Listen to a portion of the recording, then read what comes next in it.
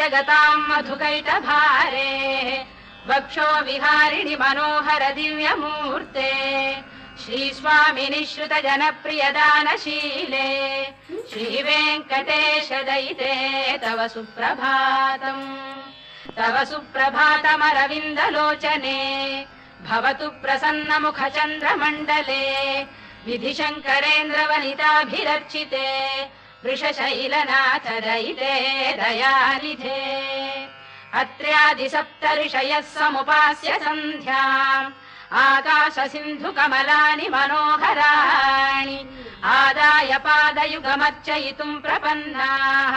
शेषाद्रिशेखर विभो तव सुप्रभातम् पञ्चाननाब्ज भव षण्मुख वासवाद्याः त्रैविक्रमादिचरितम् विबुधास्तु वन्दी भाषापतिः पठति वासर शुद्धिमारा